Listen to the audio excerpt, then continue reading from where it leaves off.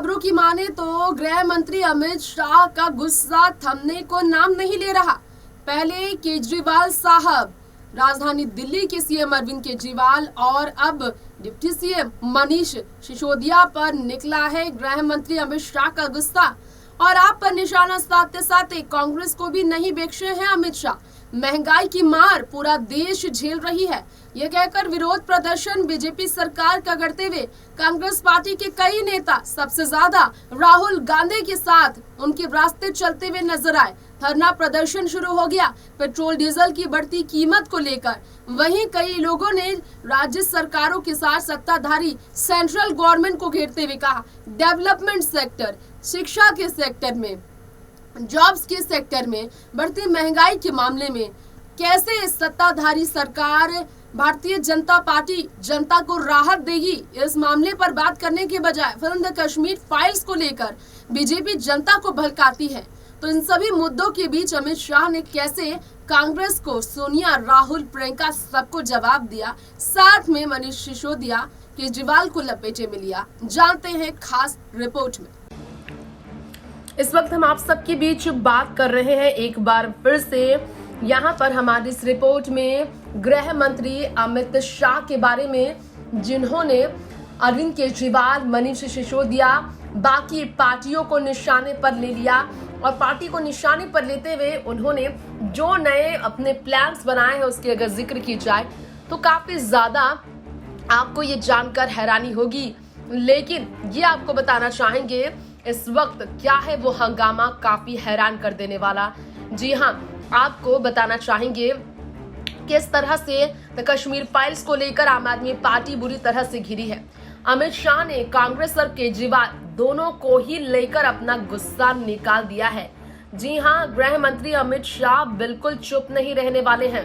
केजरीवाल के आर्थिक रूप से एमसीडी का गला घोटने वाले बयान को देने के बाद, एमसीडी मामले पर पैसों का हिसाब मांगने के बाद कि केजरीवाल सरकार ने एमसीडी के हक के पैसे को लूटा है, करोड़ों करोड़ों रुपए, 40,000 में 60,000 करोड़ ही दिया है। इसके अलावा पंजाब में आम आदमी पार्टी के प्रचार में 550 करोड़ रुपए खर्च किए गए हैं। इसका हिसाब भी गृह मंत्री अमित शाह ने मांगा है। तो वहीं आपको बताना चाहेंगे दिल्ली नगर निगम संशोधन विधेयक पास को लेकर लोकसभा में पास होने के बाद केजरीवाल सरकार सौतेला व्यवहार कर रही है एमसीडी के साथ, ऐसा भी वो कहते नजर आए। अमित शाह का यह हंगामा लगातार जारी है, उनका गुस्सा लगातार निकल रहा है। अब जो है आपको बता दें, अमित शाह का बड़ा बयान है जो कांग्रेस और आम आदमी पार्टी को झटका देगा। 2024 लोकसभा चुनाव के पहले तैयारियां जबरदस्त है भारतीय जनता पार्टी की। अमित शाह ने कहा, नागालैंड और असम और मणिपुर से AFSPA के तहत अशांत क्षेत्रों को कम करने का फैसला लिया गया है। पीएम नरेंद्र मोदी का यह ऐलान है। निर्णायक नेतृत्व में भारत सरकार के निर्देशकों बाद ये फैसला सशस्त्र बल विशेष अधिकार अधिनियम के तहत अशांत क्षेत्रों को कम करने का फैसला नागालैंड, असम और मणिपुर को लेकर लिया है। तो वहीं आप सबको बताना चाहेंगे इस फैसले के बाद तरह तरह की चर्चा हो रही है। ऐसे में ये आपको शायद मालूम ना हो, उग्रवाद को समाप्त करने के लिए लगातार प्रयास और कई समझौते के कारण तेजी से विकास का परिणाम सामने आ रहा है, ये कहा जा रहा है। इसे लेकर पीएम नरेंद्र मोदी को धन्यवाद अमित शाह ने किया है और ये भी बताया है कि शांति, समृद्धि और अभूतपूर्व विकास के लिए इस तरह के फैसले लिए जा रहे हैं। तो वहीं आपको बताना चाहेंगे गृह मंत्री अमित शाह राहुल गांधी की पेट्रोल डीजल कीमतों की पड़ोसी देश से तुलना कर केंद्र सरकार पर निशाना साधा। इस बारे में भी लगातार योजनाओं को लेकर गृह मंत्री अमित शाह अपनी तरफ से स्टेटमेंट देकर विपक्षी दलों पर निशाना साधने का कोई मौका नहीं छोड़ रहे हैं। तो वहीं आपको ये बताना चाहेंगे इस वक्त शायद आप सबको ये मालूम ना हो, लेकिन यहाँ पर क्या आपको मालूम है कि बीजेपी संसदीय दल की बैठक में पीएम नरेंद्र मोदी ने सांसदों के साथ जो बातचीत की, इसके बाद भड़काऊ टिप्पणी को लेकर तमाम तरह की चर्चाएं आई। लेकिन इसमें कोई शक नहीं कि अमित शाह शांत नहीं बैठना चाहते हैं। गृह मंत्री अमित शाह ने संसद में करारा जवाब दिया है जम्मू कश्मीर में चुनाव को लेकर जब उनसे पूछा गया।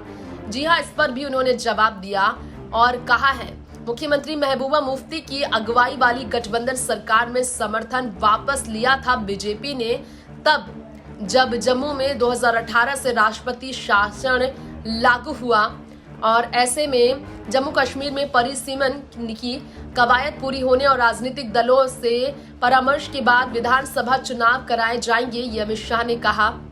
अनुच्छेद 370 के प्रावधान खत्म किए जाने के समय संसद में जो कहा था वो सबके सामने और रिकॉर्ड पर है ताकि कांग्रेस ना घेरे बीजेपी को किसी भी तरह से। तो वहीं आपको बताना चाहेंगे पंचायत चुनाव बिना हिंसा के संपन्न हो गए और जिला पंचायत चुनाव हो चुके हैं। परिसीमन की प्रक्रिया पूरी होने वाली है। एक बार फिर से दोहराते हुए अमित शाह ने कहा परिसीमन पूरा होने के बाद राजनीतिक दलों से परामर्श करके चुनाव कराए जाएंगे, जिससे कांग्रेस को काफी बड़ा झटका, सोनिया गांधी को बड़ा झटका तो लगा ही है। तो वहीं आपको बताना चाहेंगे देश में सबसे पावरफुल लोगों में नरेंद्र मोदी का नाम फिर से दर्ज हुआ है और सीएम योगी आदित्यनाथ का भी नाम दर्ज बताया जा रहा है। नेक्स्ट 9 न्यूज रूम से तृप्ति की रिपोर्ट। तो आपने जाना रिपोर्ट में अरविंद केजरीवाल ही नहीं, मनीष सिसोदिया ही नहीं, कांग्रेस पार्टी को भी डर लगता है ये साबित करते हुए अमित शाह नजर आए। इस रिपोर्ट में अमित शाह के कारनामों पर आपकी क्या राय है, आप हमें कमेंट बॉक्स में बताएं। फिलहाल के लिए वक्त हो गया है इजाजत लेने का। देखते रहे तमाम बड़ी खबरें नेक्स्ट 9 न्यूज के साथ। नमस्कार।